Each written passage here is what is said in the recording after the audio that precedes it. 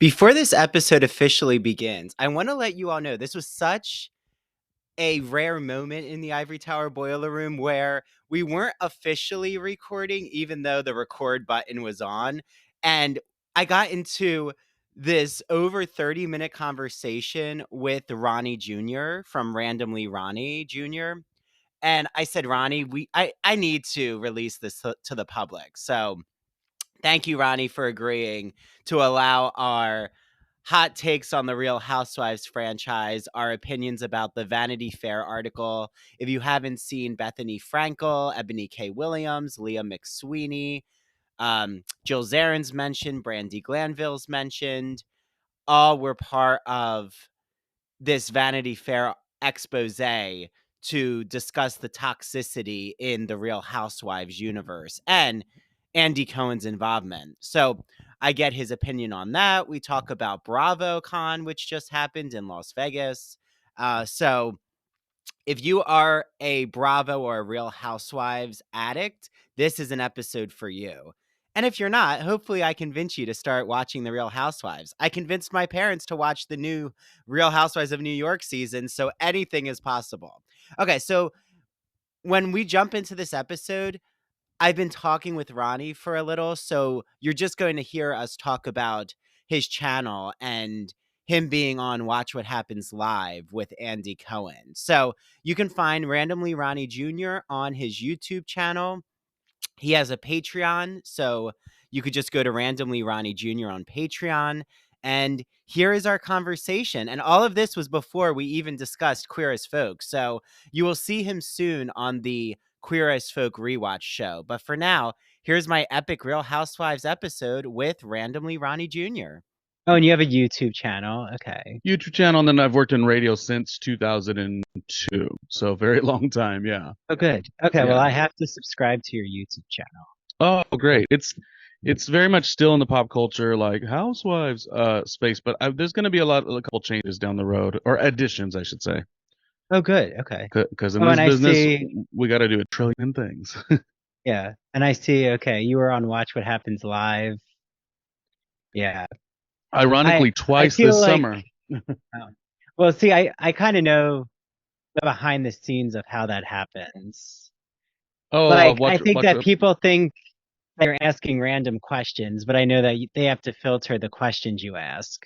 Isn't that true? Oh, like for instance, the Reba one was a question about The Voice, but it was really a question about Kelly Clarkson, because Kelly Clarkson, I didn't even realize. I mean, I remember, but I forgot, like, when I had to say it. Kelly Clarkson is the ex-stepdaughter of Reba. They encourage you to do these questions that are, could be viral if the person says something wild. Mm-hmm. Yeah, they want salacious material. Yeah, I mean, I guess it's fun. We watch the show, but I always say that I like Andy's after show a little bit better because there's a little more breathing room rather than like 90 questions in 40 seconds. It's like, what the hell?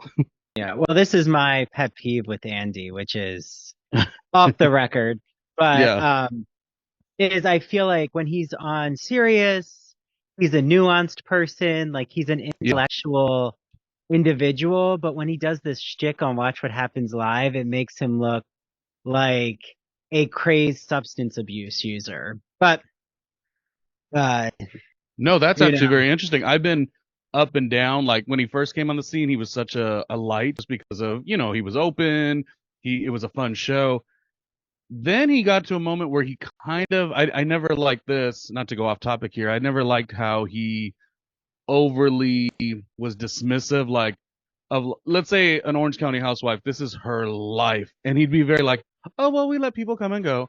And he would say it so dismissively. And I'm like, meanwhile, you don't let Kathy Griffin on the network. You don't let another host on the network. Like you make it. Oh, he's never going to let Kathy Griffin on because she exposed it seems like it seems like the only host he's ever let on the show outside of somebody being like, up there, somebody like coming up, let's say, is like Danny Pellegrino is like the only person I've ever seen him really like, usher in. Usually it'll be like, Tom Brokaw will be there. That's from yesteryear. You know what I'm saying? Mark Consuelos, like people who already are established. He never really lets anybody who could be considered on the come up or could do what he could do. So that was always funny how dismissive yet how structured he was. But it's back and forth because sometimes you like him and sometimes you don't. Yeah. Well, and I think, you know, at the end of the day, he's trying to um, be as messy as possible to cause drama and ratings. And that's why, like, I am going to talk about the Vanity Fair piece eventually on the podcast, Yeah. but I think we're going to see a lot of, like, you already saw, Eboni had a lot of, she was on my podcast, but Oh, Eboni nice. has already caused repercussions for Ramona. So when Right. people are like, what I don't like is when the Bravo, that's why I don't listen to so many Bravo podcasts, because Yeah. they're always speaking for the network and they're like, there was nothing to the Vanity Fair piece. And I'm like, that's actually not true. Yeah. And you're not even talking about Ebony's racists. Like, what Right. happened to her? Yeah. And I don't know, they see Bethenny, they keep trying to use Bethenny as a boogie person, and it's way beyond just Bethenny as an individual. Yeah. But, you know, I think they're really scared that it's going to hurt their bread and butter. So I get it. I mean, basically, right, if you have Bravo guests on, that's why I never have current Bravo guests on, Yeah. because you have to work through PR and they have to monitor what questions you ask. Yeah. So, like, when I interviewed Ebony, she was no longer on. So she opened up about her feelings with Luann, Ramona, like what actually happened behind the scenes when the cameras went down. But, you know, Yeah. like if I interview Lisa Barlow, who I love to interview, Yeah. she couldn't really give me the interview I would want. Yeah. It would be what gossip is happening on the show. And Yeah. Like a fantastic interview, in my opinion, would be like a Anna from Miami. Shoots straight from the hip, is probably down to come back if the contract was great, but she was always such a winner that like it would have to be a good contract. That's the problem. A lot of the cast members, and this is no knock. I mean, I've certainly had my ups and downs in careers.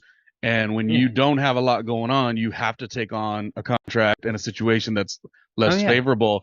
But like the Ebony, Anna, like there's a lot of women that are just like, I am not going to do all of the things, but it's a good show. I think this, I forget, you're a doctor in what experience? English.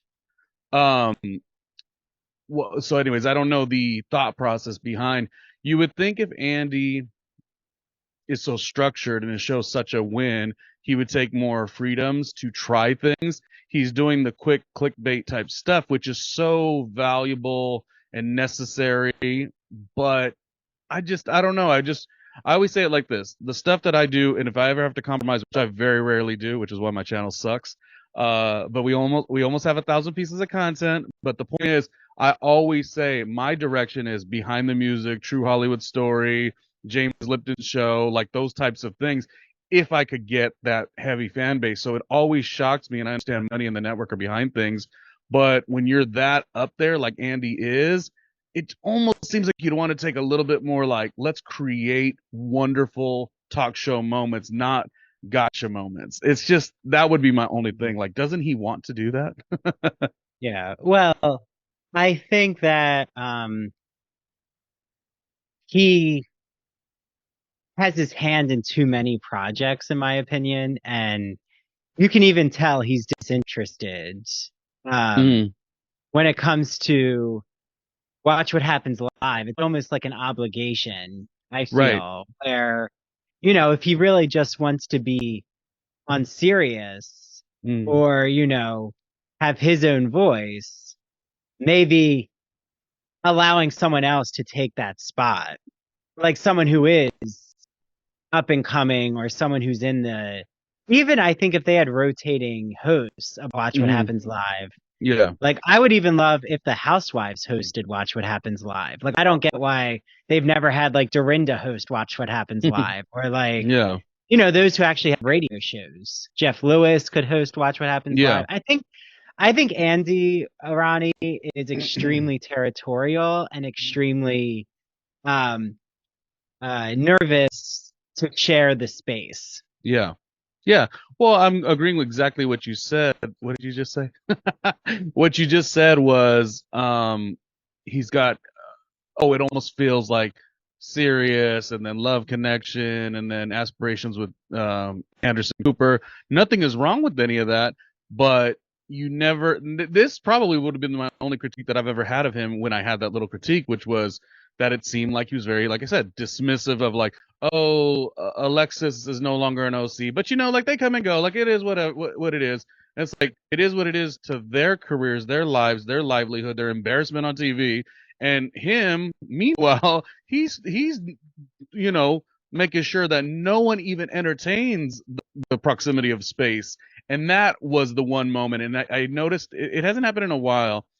But it happened when he was like starting to really be like not needing of the housewives as much. And then his celebrity guests were like real legit celebrity guests. And he'd be very like, I don't know, you could just read it. You're like, oh God, Alexia, she's so dumb.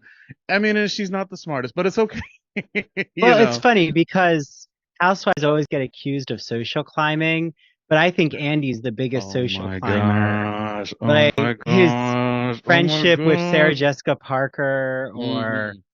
Kelly Ripa Oh, I and love Kelly Ripa, by the way. Kelly yeah. Ripa and Mark Consuelos. I'm Oh, ready they're for the amazing. three-way tomorrow. Yeah. Yes. Like I would love if Kelly Ripa did more appearances. Not mhm. appearances, but I also think the Real Housewives are so underused. And even though we're not officially recording, I might put this out as a special discussion about the Real Housewives if you're okay with it, Ronnie. Oh, we'll have to take a look. But Maybe some little edits and tweaks. well, I think though what's fascinating is how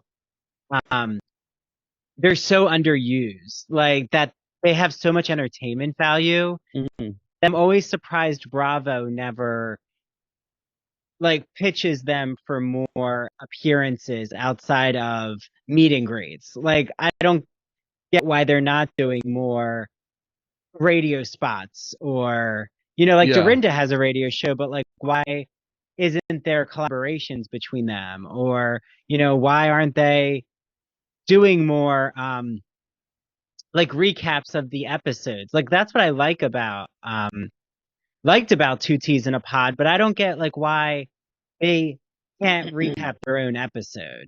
Like, doesn't that actually add to the gossip? Well, doesn't Candy do it? Yeah, she gets to do it, but it must be in her contract because they don't let Tamara or Heather do it. So maybe it's show specific. I don't know. It's probably because some people, now here's on the flip side why you have to protect certain things, because a lot of people don't know how to act. You know what I mean? Like I look at someone like you have the broadcast integrity with what you're trying to do. You shifted away from like career to this space, and you have like an integrity behind that. A lot of maybe the housewives might miss the boat on that, and they'll want to do whatever it takes, and people get very desperate. So that might be it. Like Candy has been in this for so long, even if she was going to take down the ship, she would not do it in a way that made her look like a sloppy character on television or as a human being or in her business. Other people might do that, and I think that's where it gets a little fishy.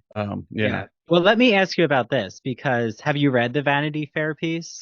96% of it, and not because I gave up on it, but because I just ran out of time. Yeah. But you saw that Brandi Glanville is also part of like being interviewed. Yeah. Yes, because I did. She's an interesting. I find her to be an interesting casualty of this, of being abandoned by Bravo. That's kind of what I'll say, is like Bravo abandoning their talent, like abandoning Bethenny, or even not seeing their value. I'll say it like that. But Bethenny, Eboni, which Eboni now has a TV judge show. She's fine. Yeah, Bethenny's fine with Byron Allen. Yeah, so it's even credibility wise, like Byron Allen, like that is somebody you do want to work with. So kudos to her. But Eboni sourced that on her own. You know what I mean? So that's kind of like. Well, she already had her network too. Like, that's the thing. My thoughts with her were like, she did show up and she performed, and I thought she did great on that season. The season and the year that it was, coming off a worldwide pandemic with a difficult season. I'll just say it like this. Her tagline never was more authentic in the long run. That's number one. Number two, which housewife has not even got an opportunity during the run of show to have a reunion? So any way you break it down, like, because I know a lot of people aren't always on the Eboni, they don't see her vision, but like, I just can't I just can't be okay with the fact that she never got a reunion, a special, a 4 episode. I mean, they gave Jax a wedding special, no diss to Jax, but like, if shows are just giving out so much, like, she got no shot to like I mean, she was on Watch What Happens Live to promote her CBS reality show, and I like all those things, but yeah. Yeah, and she got to promote Bet on Black, and but yeah, when I found out, not only so Eboni tried to pitch a Bravo series. I'm assuming it's centered around judges, which actually would be really cool TV. Yeah.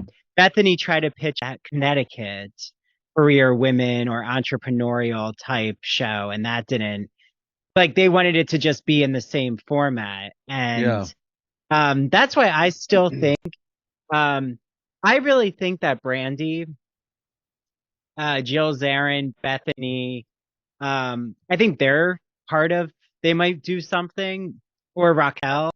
I think Eboni saying like Bethany's not going to speak for her. I don't think there's really a relationship between them. But I also think what was good in Vanity Fair is every woman got heard and their story was told, even though they didn't agree with each other all the time, and that's important. But Brandy, I think it's just, sad because she's always told to, like, she brings the messiness, but then when she brought this messiness with Caroline Manzo, they're like, oh no, now you went against HR, and now they're not really protecting Brandy, and then she's kind of just been discarded, and then everyone's like, what's going to happen to this Ultimate Girls Trip? And I'm not sure. I mean, definitely it's going to come out. I mean, they're not going to waste the money to film. I mean, they might though, right? I mean, well, Bravo's tricky. I knew Bravo was an interesting place when. Okay, so I'll go back. Even in the not early, but like the earlier VH1 days, they had the tragedy that went on with one of the Rock of Love contestants, Megan. She had a dating show, so they experienced a tragedy and they scrapped the series. Also, one of the basketball wives was married for a brief moment to Chad Ochocinco, and there was an actual. And all these issues are serious. I'm not making them. They are very serious issues, but they scrapped Evelyn's entire series too. And I also thought that was like a really smart thing for the network. Sometimes money isn't always everything. I mean, I guess it is, but when Bravo ran, and I can't speak to this franchise because it's like one of my least favorites, so maybe I'm out of pocket on this one, but I would have thought there would have been some changes made to Taylor and Real Housewives of Beverly Hills situation. And the fact that it just ran like business as usual, I says, oh. So it's very tricky to be in an environment that just kind of lets everything fly, and then all of a sudden things don't fly, and then you're kind of like left out to dry. Well, and the Real Housewives that get tossed aside are usually ones who and I'm not equating any of the things, because I just like reheard that in my head. I'm like, I'm not equating anything. I'm just saying, it is what it is in that regard. Yeah, but I would say that Brandy's situation is singular in my opinion, because what I've seen with the housewives who are so open about their experience now, or even like friends of the show. I'm thinking of Dana Wilkie, who I've interviewed, who has her gossip show, Dishing Drama. Dana, like, I don't know if I'm like really loving her work just yet. Well, I will say this, which is she was really pushed by producers to bring up Taylor's abuse, and she refused to show that to bring that up on camera, even though all the women knew about it behind the scenes. And then Dana basically failed the assignment because she wouldn't air all of that drama out there. But it's not only drama, in my opinion. This is where I think I agree with Bethenny, that this is an ethical HR issue, which is if you don't have protections, how can you force, like, how can you toss aside your employee, Dana in this case, because she wouldn't bring up the domestic violence with Russell? Yeah. Which then put Taylor in a really precarious position with her daughter. So, I'm sure, I have a feeling Taylor would have found help, like with her friend group. And I'm just curious, like having that all on TV. I mean, Taylor says it was a healing journey, but also there's a man who committed suicide, and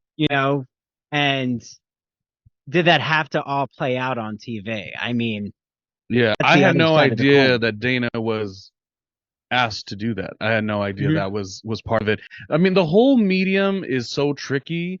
I remember doing a reality, like just a special situation or whatever on the TLC network, and I mean on a very lighter scale, I do think shows, and this is not speaking for any network or production, but like shows are always going to push for certain things. And where it gets tricky, like, and again, very light in comparison to some of the stuff we're talking about. But I remember being like very boundary driven when I had recorded a certain little thing, and I do kind of say like, oh man, if I would have been more easy breezy, I probably would have got a second episode because there was a lure for like a special or something like that. But I got one episode, and but I'm like, no, like there's certain things that I just don't get down with. So I can understand, like, the network doesn't have to bring you on at all. They don't have to continue with you unless it's in a contract. Um, but then when you have boundaries, you won't really get, I don't know, the shiny carrot goes away, so to speak. So, Well, this is why um, they have producers who have storyboards and mhm. mapping out every narrative. And that's why maybe Yeah, and I think that's why they don't want cast members to do a lot of analyses in real time, because even with like Teddy not being currently a housewife, I feel like mhm, Teddy really shows the behind the scenes. And mhm. then the audience is like, wait, these women, when they're on full display and the camera's going, they're putting Yeah, um an extra emphasis and airing things that they would never talk about, but they know that they have to deliver drama, right? Like it's like when Teddy and Tamara say, um, or everyone says, "Oh, that was a great episode." Like they really brought the drama, and I mean they're mhm, acting. Like that is a thing. These housewives are acting. At yeah, the end of the day, they're in a soap opera. Like this is not. But that's what reality TV I think is. Like I'm watching House of Villains right now, and that's so scripted. But yeah, like that's scripted. Love is Blind has scripted moments. All reality TV has scripted moments. That's just yeah. part of the recipe. I just think um, if everyone sees them as characters, then they wouldn't care that Brandy Glanville is a hot mess. She's playing a character. But when they think that's actually who she is in everyday life, Yeah. and then the network doesn't protect her, now we're in a real dilemma. Well, that's the other thing too. Like I've been watching old Real Housewives of Miami episodes, season 1 and season 2. I mean, season 2 was so wonderful. Season 1 was wonderful because Larsa was on it. I love Larsa. But the beat and the tone, and it's not just in reality or Bravo. Like it was a little lighter. Like they could have shady moments, but they didn't sort of push them off to social media. You know what I mean? Now it's like okay, here's a great example. I've had my likes and dislikes with her. She's not a bad person by any means, but still likes and dislikes with like a Candace. But Candace will win in this environment. I don't know that Candace would have won in the era of like early Real Housewives of Miami. And what I mean by that is that she can, whatever happens on that show, she can win an audience on her IG live, on social media. She could kind of tweak a situation in her favor. I think that's what made reality so special before, is that what went on the air is sort of what went on the air. I mean, there could be some issues with that too, but the reality is like it was less I don't know what the word would be. You know what I mean? But it was, Produced. yeah, yeah. That, and then like just the acknowledgement of social media. Like I wish I mean, it's just reality TV, so let's not get too excited. But I wish we lived in a space where like networks did their shows, and I mean this for scripted too. You do your show, and yeah, you offer the audience, what do you think? But I feel like shows just like really started catering to like what tweets well, what will go viral. It's like we're starting to sacrifice the integrity of all shows, scripted shows as well, game shows as well, reality shows Well, as well, talk shows and do, too. and don't you think, like, even though people see Slade as a villain, or like, um, I don't know, some of the men just being so messy, which they are as well. Mhm. And this will be a transition into Queer as Folk, and I'll do my official introduction of you, but this is like a pre-show, Ronnie. Is they were being more authentic, and they weren't putting up a facade. So like when I see a Dorit moment recently where she's like mocking Erica, I think we're all fawning over it, because that's the Dorit I remember when she first entered and said to Lisa Rinna, "I can smell your breath. You're standing too close to me." Like that was Dorit unfiltered. But then I feel in Beverly Hills, the facade just kept, the wall kept going up, and like it was hard to actually know who Dorit was. But like now she's probably being encouraged by producers to be more honest. And again, I think I don't think it's just social media. I think they're trying to be their character. And I see this a lot with someone I really enjoy in her podcast interviews, like when she's actually in an extended conversation, which is Lisa Barlow. I feel like Lisa Barlow is so enjoyable when she's not with the women, but when she's by herself and talking about who she is. But when she's with the women, I feel like she's trying to be Lisa Barlow. Like she's trying to like say her catchphrases and, have her Slurpees and Diet Coke or Pepsi. But you know what I'm saying? Some of them play up the shtick. I do, but I don't. I don't want to disagree with you. Just like so bluntly, I don't think Lisa Barlow is. I believe there are so many of them that do that. I watch a lot of Drag Race, and Drag Race at the beginning versus Drag Race now. It's like, oh my gosh, like you see the play so easily. It's like it's just like let's create a great show, create great moments, and from those moments, then we will have a viral or merch opportunities. But yeah, Housewives do it too. I honestly don't think Lisa does it. There is a tricky thing with the people that are so brand intensive in terms of their work, and like Lisa is, that they just do this with their eyes closed. Like Kenya Moore, you could never say Kenya Moore is fake. I mean, you could try. And yes, she did Kenya Moore hair care at Marlo's event, but some people just like got it, like in terms of how they've, like for Kenya Moore, she's been in the business for a long time. She knows, well, while the camera's rolling, let's make something happen. I'm big. I've got big energy. Let's do something that creates a moment. Like some people just create moments, and some people are marketing gurus way before they ever join the TV show.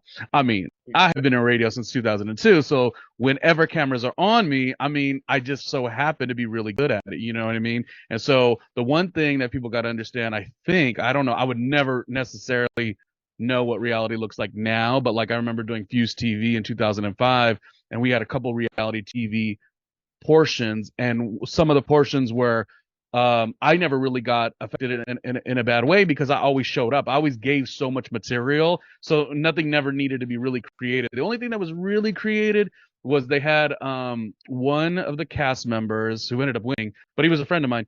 He was replying to the haters online, and then they cut like a constructive criticism comments that we had all said that wasn't about him. Then they took his comment that wasn't about us, and then they took a shot where we were all walking, and like each person was alienated in terms of the filming process, but then they ran that B-roll shot of him being alienated, and I was like, well, that didn't really even happen. Or there was a time a guy really was pretty nasty to this one girl that we all liked, and so I'm replying to him like, oh, he don't stop talking, this, and this, but I'm replying off the basis of a thing. If you don't see that thing, you're like, dang, what a dick. Yeah. Well, and the one where they really aired all of like placing segments in moments that didn't actually happen chronologically is Dance Moms. Like that really, like they would use sound bites for moments that totally wasn't in that context. Or even they had pickups. Like I keep hearing those who were in the show say they had to do a lot of pickups and record lines after the cameras went down and just like record audio that then would be placed in segments. And I don't know. I will say, I think the Real Housewives confessionals are fed a lot. Like, I don't think they're actually saying those lines all the time. I think they're really getting direction. But I also think what we find entertaining is exactly what's produced. Like, find the music entertaining. Like, can you imagine when you're in the scene actually recording how much of it is stale without the sounds? Like, you're just having a conversation. Yes. And yeah. They probably don't even know what's going to be picked up. That's one of the things I feel like I spot real easily, and especially when you watch it on Interview, you're like, oh my gosh, they were favored in terms of, not favored like special treatment, but they were favored in terms of the way the edit, you know, the way the instrumental like kicked out at the certain moment, and then the scene hit right here, like because you could see when they're in a unedited space just how uncaptivating they are, you know what I mean? So it's a challenging thing. Reality TV just keeps moving. That's the problem, you know what I mean? I think it should be light and fun, and I think that New York New Era has done it right, you know. It didn't need to be, I mean, yes, was it as good as these wonderful Dorinda, Luann? You can't call me Luann, you got to call me the Countess.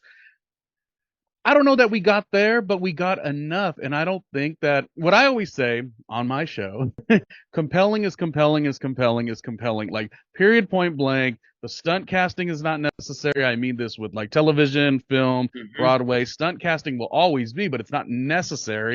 Compelling is compelling is compelling is compelling. That is why Kenya Moore is a superstar. That is why Larsa Pippen's a superstar. That is why Giselle Bryant's a superstar. And this might be controversial, but you know, I know the truth.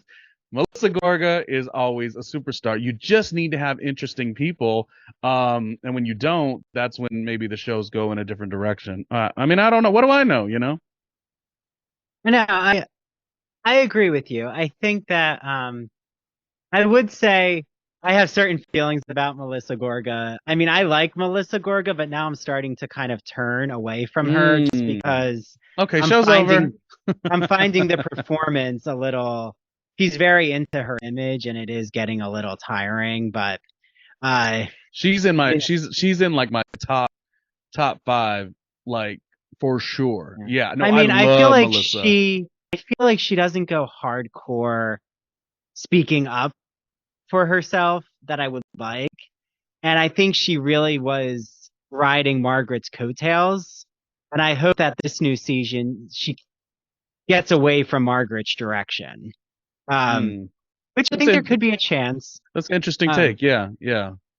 Like, but again, I also wasn't a huge Teresa fan. I don't know. Jersey for me is its own. I like Teresa now more just because of her podcasts. Again, I think once you start to show more aspects of your psychology, it's just a more refreshing take. And it's kind of why, you know, Melissa, I do like her podcast. And I like when she does interviews. I have to say, when she has her husband, when Joe's on all the time, I kind of tune out because it just seems very forced in the humor. But okay. So I think though with the Housewives, I will, like, one of my final points, which definitely I think is happening right now, and I agree with you. I think the format, they don't really know where to go necessarily, and that's okay. But I do love that some of the Housewives are ending up on The Traitors. I thought The Traitors was a great show.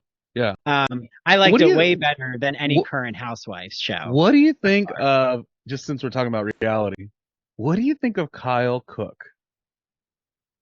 Oh, he's in Summer House, right? Yeah, I think he's instrumental in sort of yeah, Winter House too. I think he's sort of instrumental in creating Summer House, and he was on Traitors season 1. Yeah, no. I think Kyle is underrated AF. Yeah. Well, I also feel like I also feel like Bravo's sleeping on their male talent. Like that's my opinion. I think they treat the women as the gossipers and like the starters of drama, where like the men are as much gossipers on Vanderpump Rules, like Jax. I think of Jax. Oh, He right. And really, Southern Charm, yes. Yeah. yeah, but that's why I don't get why Bravo hasn't done a gay reality show. Like, why have they not done like the Bros, like Bros, or like There's just trying probably to a start. reason. Andy's never mentioned it. I feel like that question has had to come up. I mean, the contrast to that on Logo was the A-list, which actually the 2 New York seasons I thought was pretty good. I didn't have an issue with it. And I don't know, maybe they have to work it in where it's like one like house husband and other housewives, but and I also think here's what I think. If they ever did a show like that, the best bet is to do like something in the vein, like take it to New York City, make it like career. So it's like very much a queer and gay male show, and it could be open even further to that. But like, don't make it on the basis of that. Make it on the basis of like, the inner workings of everyone's like aspirations, whether you're an investment banker, whether you're an art collector, stuff like that. Yeah, yeah. And I don't think they tried that Fire Island reality show, but it was all in the same house. Like, I really do think I agree with you. Like, I want a Queer as Folk type reality show. Like, I want to know the men, like the male, what you said, aspirations, their passions. And I think that Bravo is like they kind of were going in that direction, I thought, with I mean, Below Deck sometimes has gay cast members. I'm kind of surprised they've never done like I'm surprised they never bring in like gay men into Vanderpump Rules. Like I think they're really missing out on a cast member there. Jesse Montana was probably the only one ever to really get a little bit of shine. He joined, I believe, the season with like Faith, Lala, and James, I believe. And he's always still around, but like never his own thing. And there's always guys that are around Ariana or Lala, but like never in the focal, which is really kind of a bit disappointing, specifically the neighborhood itself, Well, yeah, we're in West Hollywood there. So, yeah. Okay. So that's our Real Housewives. We're going to go into Queer as Folk, but thank you for entertaining me, Ronnie, there. And if you're listening to this, I'm putting this out before Ronnie joins me with episode 8 of Queer as Folk. So, listen to that, but everyone can follow randomlyronniejr.com and your YouTube channel and your podcast, Randomly Ronnie Jr. Your branding's easy, Ronnie.